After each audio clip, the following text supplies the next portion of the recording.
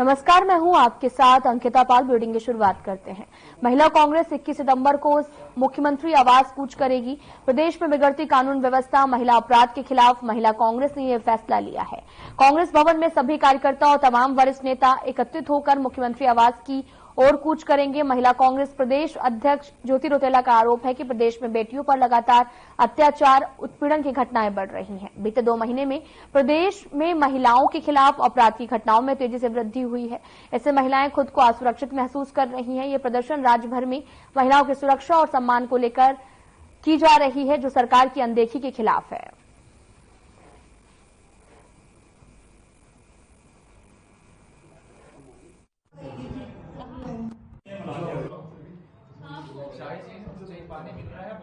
देखिए, कार्यक्रम जो मुख्यमंत्री आवास कूच है वो मुख्य रूप से जो पूरे प्रदेश में महिलाओं के साथ लगातार बलात्कार, दुराचार की घटनाएं बढ़ती जा रही है, उसके खिलाफ है।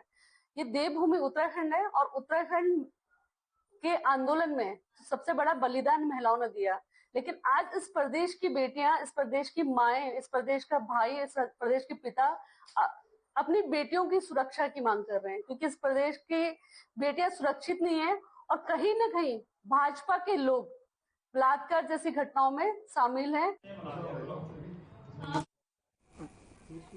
उत्तराखंड की राजनीति में अंकिता भंडारी हत्याकांड की अगर बात की जाए तो यहां पर अभी भी मामला गरमाया हुआ है। 2022 में हड़कंप मचा दिया था। 18 सितंबर 2022 की उस घटना को याद करके आज भी लोगों की आंखें नम हो जाती हैं।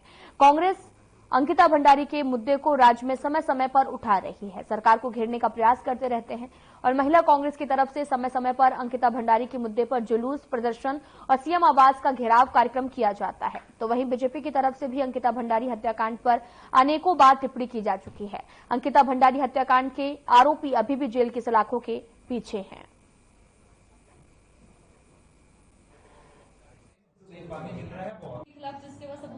पता नहीं, अपमान तो भाजपा कर रही है। ऐसा कैसे होगा कि अंकिता जिस बच्ची के लिए हम न्याय मांग रहे हैं, उसका नाम लेके उसके न्याय मांग रहे हैं, तो उसका अपमान कर रही है। अपमान तो भाजपा कर रही है जो उसको न्याय नहीं दिला पा रही है।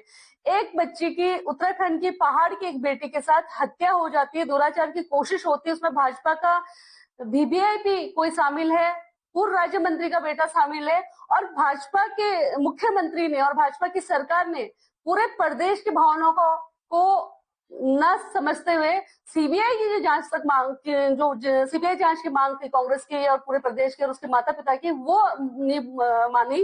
देखिए, मुझे लगता है कि कांग्रेस के पास कुछ है नहीं करने के लिए, इसलिए वो बार बार इस चीजों को उठा रही है। और जहां तक अंकिता हत्याकांड की बात है, ये कोर्ट में मामला चल रहा है और सरकार इस पे पूरी तरह से, क्योंकि देखिए कोर्ट जो भी डिसीजन लेगा, कोर्ट में सरकार ने अपना काम कर दिया है, आरोपी जेल के पीछे जा भी चुके हैं, सरकार अपना काम कर रही है। कोर्ट में केस चल रहा है, तो जो भी कोर्ट में, इसमें सरकार का कोई वो ही नहीं है। सरकार, मुख्यमंत्री धामी जी ने स्पष्ट कहा है कि कोई भी अपराधी अगर ये सोचे कि अपराध करके वो बच जाएगा, वो बिल्कुल नहीं बचेगा। उस पर पूरी तरह से कार्रवाई होगी, उसको जो दोषी है उसको सजा मिलेगी। बद्रीनाथ से विधायक लखपत सिंह बुटेला ने अपने क्षेत्र की समस्या और विकास कार्यों का खाका खींचते हुए कहा कि पहाड़ी क्षेत्र का विकास एक तरह की चुनौती होती है, क्योंकि पहाड़ी क्षेत्र की भौगोलिक परिस्थितियां बिल्कुल अलग होती हैं। पहाड़ी क्षेत्र मैदानी क्षेत्र से ज्यादा बड़े होते हैं। अगर उन्होंने ये भी कहा कि बद्रीनाथ विधानसभा में सबसे बड़ी समस्या शिक्षा, चिकित्सा और सड़क है। सड़कें अभी तक बंद पड़ी हैं, ना ही अच्छे विद्यालय हैं, ना ही अच्छे अस्पताल हैं। विधायक लखपत सिंह बुटेला ने आगे बताया कि उन्होंने कई बार इसके लिए मुख्यमंत्री से मुलाकात की, लेकिन उस पर कोई भी सुनवाई नहीं हो रही है।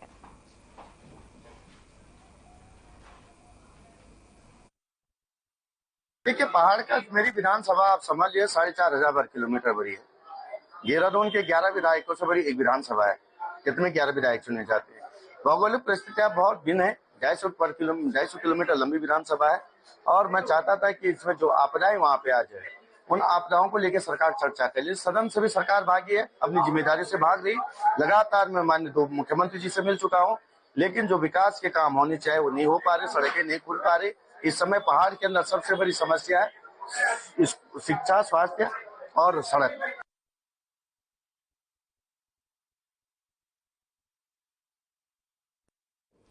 चारधाम यात्रा ने फिर से रफ्तार जो है वो पकड़ ली है। 35 लाख से भी ज्यादा श्रद्धालुओं ने अब तक चारधाम यात्रा कर ली है और बद्रीनाथ धाम में 9,89,282 श्रद्धालुओं ने दर्शन किए, तो वहीं केदारनाथ धाम में 11,45,897 श्रद्धालुओं ने दर्शन किए। इसके साथ ही गंगोत्री धाम, यमुनोत्री धाम, हेमकुंड साहिब में लाखों की संख्या में श्रद्धालु दर्शन कर चुके हैं। अगर पंजीकरण के आंकड़े की बात की जाए तो वो लगभग 60 लाख पहुंच गया है और बीते सालों की अगर बात की जाए तो चारधाम यात्रा के लिए 72 लाख यात्रियों ने पंजीकरण कराया था। 2023 में 56 लाख यात्रियों ने दर्शन किए थे।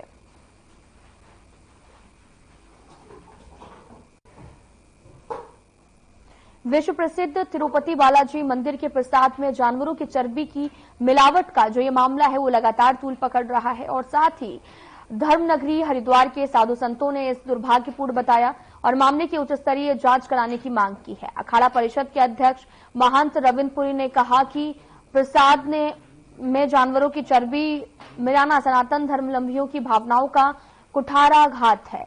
भगवान वेंकटेश्वर का दर्शन करने के पूरे विश्व से लोग आते हैं, इसलिए वो आंध्र प्रदेश सरकार और केंद्र सरकार से मांग करते हैं कि तत्काल वहां पर बनने वाले प्रसाद की मात्रा सीमित की जाए, इसकी जांच उच्च स्तरीय जांच की जाए। और वहीं इसको लेकर महामंडलेश्वर स्वामी रूपेन्द्र प्रकाश ने कहा कि सनातन धर्म को नीचा दिखाने की बड़ी साजिश है।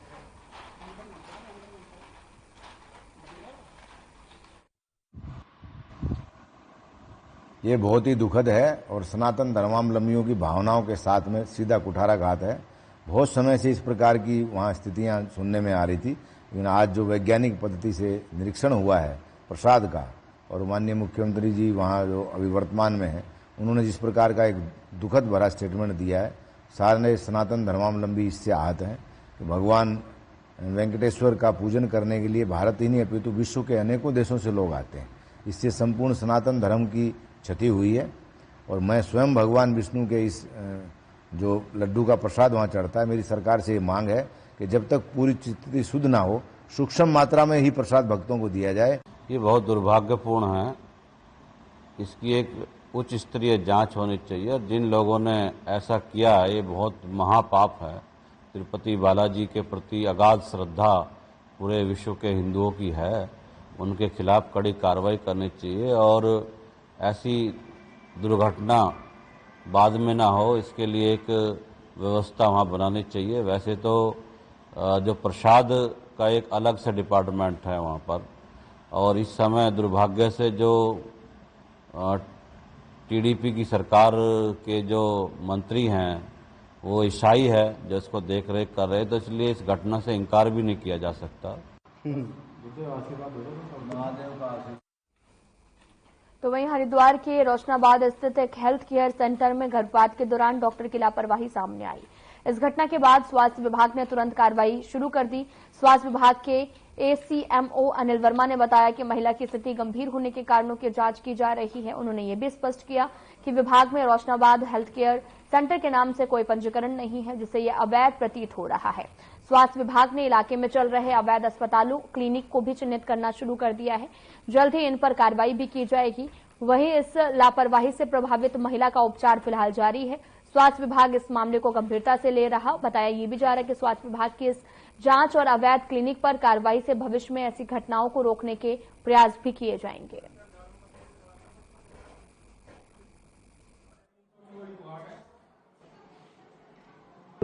सीएम साहब के समझाने में आया, आप लोग प्रेस माध्यम से, कि कोई रोशनाबाद में हेल्थ केयर सेंटर के नाम से था, वहाँ पे कोई लेडी आई थी और पुष्टता के लिए आई थी। क्या उसका अभी मेरे पास एग्जैक्ट डाटा नहीं है और उसकी किन कार्य भी एक जांच का विषय है। मैं खुद आज अपनी टीम के साथ में गया था वहाँ, वो बंद है डॉक्टर के, हम लोग उनके एड्रेस लेकर आए, उन लोगों को भी चिन्हित करके जो भी हमारी कार्यवाही है जो विभागीय कार्रवाई करेंगे। और उसका हम अभी हमने देखा रजिस्ट्री में हमारे यहाँ कोई उसका CIA में नहीं था और ये सभी लोग इस टाइप के हैं। आज 3 और मैंने अस्पताल ऐसे देखे जिनके पास डॉक्टर नहीं था अवेलेबल, उनके पास और ऐसे पैरामेडिक्स पेपर में थे, उनको भी हम लोगों ने नोटिस दिया। नहीं, बस वही गड़बड़, उसको लेकर तो पॉसिबिलिटी नहीं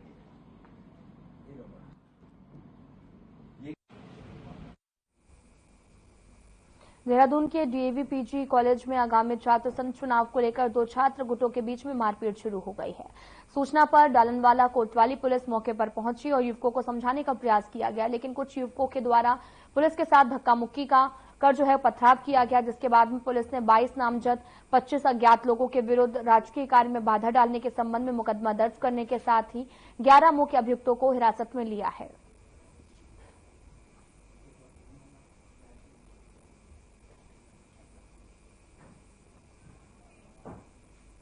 खबर देहरादून से है, जहां पर वरिष्ठ पुलिस अधीक्षक देहरादून अजय सिंह ने लंबे समय से एक थाने में जमे हेड कांस्टेबल के ट्रांसफर कर दिए गए और साथ ही एसएसपी ने एक झटके में 316 पुलिसकर्मियों का ट्रांसफर किया। खास बात यह भी है कि पुलिस लाइन में तैनात सिपाहियों को फील्ड में आने का मौका भी दिया है।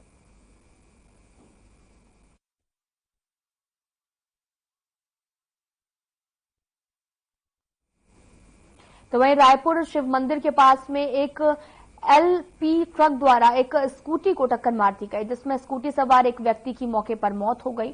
सूचना पर थाना रायपुर से पुलिस मौके पर पहुंची। घटना के संबंध में जानकारी देते हुए ये भी कहा कि एलपी ट्रक जो रायपुर की ओर आ रहा था, रायपुर शिव मंदिर के पास में साइग्रेस स्कूल की ओर जा रही स्कूटी को टक्कर मार दी, जिससे स्कूटी में पीछे बैठा व्यक्ति ट्रक के टायर की चपेट में आ गया और उसकी मौके पर मौत हो गई। स्कूटी चालक को हल्की चोटें आई। घटना के उपरांत ट्रक चालक ट्रक को मौके पर छोड़कर फरार हो गया, जिसकी तलाश की जा रही है।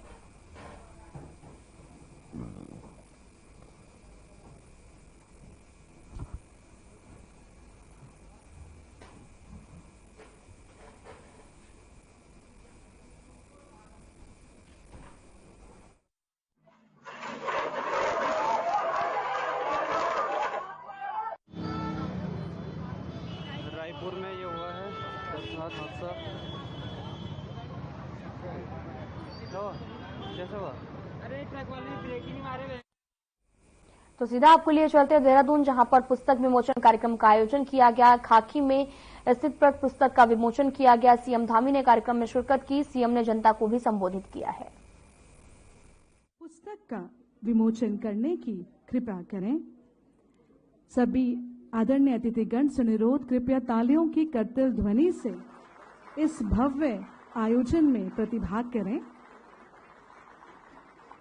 साझा करना चाहूंगी कि ये पुस्तक ऑनलाइन अमेज़न पर भी उपलब्ध है और इस सभागार के बाहर लेखक के हस्ताक्षर के साथ आप ये पुस्तक प्राप्त कर सकते हैं।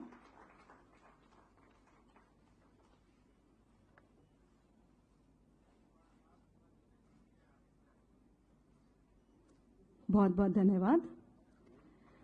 कार्यक्रम को आगे बढ़ाते हुए डॉक्टर सुरेखा डंगवाल, कुलपति दून विश्वविद्यालय को आमंत्रित करना चाहूंगी उनके संबोधन के लिए।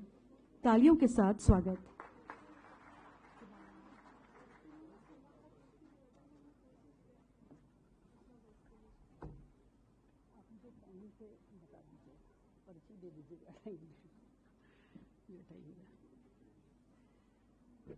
धन्यवाद कंचन जी।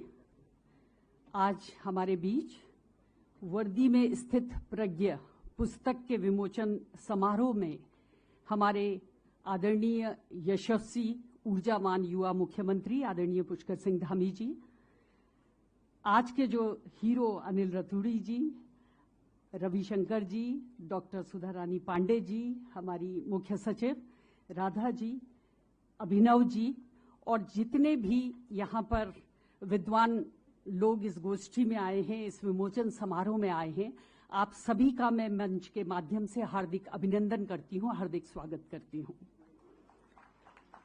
मैं विंसर पब्लिकेशन जो हमारा पेंगुइन बन चुका है, पेंगुइन पब्लिकेशन के स्तर से भी ऊंचा स्तर उनका उत्तराखंड में है, मैं विंसर पब्लिकेशन के नवानी जी और उनकी पूरी टीम को भी धन्यवाद देना चाहूंगी कि बहुत ही अच्छी तरीके से एडिटिंग और पब्लिशिंग इस बुक की हुई है और आपने उत्तराखंड के उन तमाम लेखकों को एक मंच दिया है, एक पब्लिकेशन के माध्यम से उत्तराखंड के विधाओं को, गीतों को, कविताओं को, कहानियों को, अनुभवों को एक मोती की तरह पिरो के आपने डॉक्यूमेंटेशन का काम किया है। आपका भी बहुत बहुत धन्यवाद।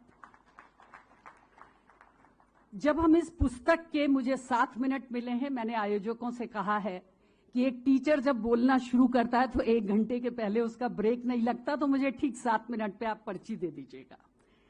जब हम इस पुस्तक के टाइटल को देखते हैं तो ऐसा लगता है कि कोई पैराडॉक्स है। अगर वर्दी है तो स्थित प्रज्ञ नहीं हो सकता, और स्थित प्रज्ञ जो है वो वर्दी नहीं पहन सकता, ऐसा परसेप्शन हमने बना दिया है। अनिल जी, मैं आपका हार्दिक धन्यवाद करना चाहूंगी कि आपने इस मिथ को अपने जीवन के प्रेरणादायी यात्रा से तोड़ा है कि वर्दी में स्थित प्रज्ञ रहा जा सकता है। मैं बहुत बारीक आपके अनुभवों को यहां पर नहीं बताऊंगी क्योंकि बहुत विद्वान यहां पर हैं, मैंने किताब पूरी पढ़ ली है। लेकिन ये जरूर कहना चाहूंगी कि जब पार्थ माधव से कहते हैं कि स्थित प्रज्ञ मनुष्य की पहचान क्या है, माधव कैसे पहचाना जाएगा कि ये मनुष्य स्थित प्रज्ञ है, तो भगवत गीता के 55वें श्लोक में जो अनिल जी ने अपने बारे में बहुत कुछ इसमें लिखा है, उसमें उन्होंने स्थित प्रज्ञ का कहा है, प्रजहाति यदा कामना सर्वात पार्थ मनोगतान आत्मन्येवात्मनः तुष्टः स्थित प्रज्ञस्य दोच्यते। वही मनुष्य स्थित प्रज्ञ है जो सुख में, दुख में, जोश में, अपने डाउनफॉल में एक तरीके से व्यवहार करता हो और निष्काम भाव से केवल अपने कर्म में रत रहता हो, उसी मनुष्य को हम स्थित प्रज्ञ मनुष्य कह सकते हैं। अनिल जी की यात्रा अंग्रेजी साहित्य के विद्यार्थी के नाते मैं अपने बहुत करीब से महसूस कर सकती हूं, क्योंकि मैं भी अंग्रेजी विषय की छात्रा रही हूं, मैं उसमें एक विद्यार्थी के रूप में रही हूं। अनिल जी के जीवन में टी.एस. एलियट का बहुत प्रभाव दिखता है। जब हम भंवर एक प्रेम कथा पढ़ते हैं और उसमें भी बृहदारण्यका उपनिषद से जो प्रजापति अपने 3 डिसाइपल देव, मानव और असुर जब उनसे शिक्षा लेने आते हैं तो वो शिक्षार्थी की तरह उनको बताते हैं कि 3 डा पे आप भरोसा रखिए, दा दा दा, दया दत्ता दम्यते। और अनिल जी इस पुस्तक में उसका जिक्र करते हैं कि एक मानव की सर्वश्रेष्ठ यात्रा में टी.एस. एलियट वही व्यक्ति है जो बृहदारण्यका उपनिषद पर लाकर पूरे विश्व को यह संदेश देता है कि यदि सारी समस्याओं का समाधान कभी देखना है तो आपको भारत की तरफ देखना पड़ेगा। और भारत में जब उपनिषदिक जो अध्ययन है उसको करके वो अपनी किताब का अंत करता है, शांति शांति शांति, और उसको उस पुस्तक के लिए 1922 में रचित पुस्तक के लिए 1945 में नोबेल पुरस्कार मिलता है। तो हम समाधान तब बन सकते हैं जब हम वर्दी में स्थित प्रज्ञ होना सीख जाएंगे। इसके साथ ही साथ आप एक और चीज को यहां पे उद्धृत करते हैं जिसका आपके युवावस्था में आपकी पूरी पर्सनालिटी पे असर पड़ता है, और वो श्याम बेनेगल के अर्ध सत्य को आप यहां पर कोट करते हैं। जैसा मैंने बताया कि साहित्य के विद्यार्थी होने के नाते आपकी नजर फिल्म पे है, आपकी नजर समानांतर बहुत सारे ऐसे अनुभवों पर है जहां से आप अपनी लाइफ को प्रेरित करते चले जाते हैं। और श्याम बेनेगल की पिक्चर में भी आपको इंस्पेक्टर अनंत बहुत प्रभावित करते हैं, जो उसी पिक्चर में चक्रव्यूह का वर्णन करते हैं कि एक पुलिस ऑफिसर की जिंदगी आपने बताया कि तलवार की धार की तरह है, और वो चक्रव्यूह है, उसके अंदर आ गए, तोड़ दिया तो भी विजित कहलाएंगे जरूरी नहीं है, और नहीं तोड़ा तो असफल तो आप कहलाएंगे ही कहलाएंगे। इस स्थित प्रज्ञ यात्रा में आपके पास बहुत सारे ऐसे समय आए जब मनुष्य के असली टेस्टिंग होती है, लेकिन उन यात्राओं में मुझे याद आया कि आपने कुछ ऐसा व्यवहार किया जैसे अलेक्जेंडर और डायोजनीस की एक फेमस कथा आप सभी लोगों को, सभी विद्वान लोग हैं, वो पढ़ने को मिलती है कि वो अपने समुद्र के किनारे लेटा है और अलेक्जेंडर पूरे विश्व का एक विश्व विजयी, ट्रांस एशिया से लेकर मिडिल एशिया से लेकर यूरोप तक एक झंडा लेके घूम रहा है, और वो जाता है उसके पास और उसको कहता है कि बताओ डायोजी, तुम्हारे पास कुछ नहीं है, तुम्हें मुझसे क्या चाहिए, मैं विश्व विजेता सिकंदर तुम्हारे आगे खड़ा हूं। और वो आंख बंद करके कहता है, please stay away from my light, stay out of my light, मेरे प्रकाश से दूर रहो। और अलेक्जेंडर को लगता है इसका क्या प्रकाश, बिना वस्त्रों का एक साधु समुद्र के किनारे लेटा है, इसका क्या प्रकाश है।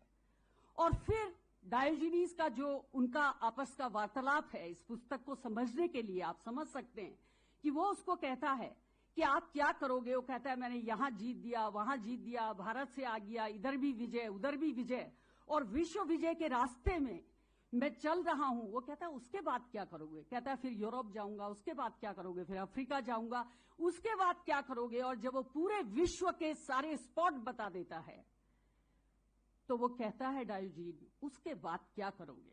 और अलेक्जेंडर कहता है आराम करूंगा। और डायोजनीस कहता है वो तो हम अभी कर रहे हैं, तुम भी इधर लेट जाओ, जगह खाली है। इसके लिए इतने टंटे मंटे जोड़ने की क्या जरूरत है। इस स्थित प्रज्ञा, वर्दी में स्थित प्रज्ञा किताब में ये देखने को मिलता है कि हम जो अपने जीवन में बहुत ज्यादा टंटे मंटे जोड़ने की सोचते हैं वो बहुत ही यूजलेस है, क्योंकि वह आपके पैरों की बेड़ियां बन जाते हैं। क्योंकि जिस दिन उस साधु महात्मा ने एक श्वान को पानी पीते हुए देखा, उस दिन उसने अपने हाथ में लिए हुए कटोरे को समुद्र में फेंक दिया। उसने कहा अब मुझे समझ आया ये कटोरा भी टंटा मंटा है, इसकी भी जरूरत नहीं है। तो उस लेवल की फिलॉसफी हम अपने नॉर्मल जीवन में ना भी करें। आपने अपनी पहली पोस्टिंग बदायूं से लेकर, पीलीभीत से लेकर, लखनऊ के एसपी सिटी से लेकर, विश्वविद्यालय के छात्र संघ को लखनऊ बंद करने से रोकने से लेकर, विश्वविद्यालय के छात्रों से बहुत ही सहयोगात्मक व्यवहार करने से लेकर, जिसमें बाद में आपने लिखा है कि उनमें से एक मंत्री जी का फोन आया उत्तर प्रदेश से कि सर जिस दिन आपने हमको वहां पे अरेस्ट किया था उस भीड़ में मैं भी था, आज उत्तर प्रदेश में मंत्री हूं। वहीं एक दूसरे आईएएस ऑफिसर ने कहा कि सर आपने मुझे नहीं पहचाना, जिस दिन आपने हजरतगंज के कैफेटेरिया में कॉर्डन ऑफ किया था 100 स्टूडेंट्स को, क्योंकि हमने वीसी कार्यालय में बम फेंका था। और शायद आपकी हैंडलिंग और आप जैसे तमाम उन ऑफिसर्स के हैंडलिंग का परिणाम ही कहेंगे कि कई दशकों से उत्तर प्रदेश में छात्र संघ चुनाव नहीं हो रहे हैं। बहुत सारी ऐसी चीजें आपने हैंडल करी। और उसके बीच में बस मैं अपनी बात को खत्म करती हूं कि आपके अनुभव उत्तराखंड के और उत्तर प्रदेश के और बरेली के और बदायूं के और पीलीभीत के और उत्तराखंड में 2004 में वामपंथ को जो सर उठा रहा था उसको कंट्रोल करने के उन फिलहाल इस बुलेटिन में इतना ही। नमस्कार।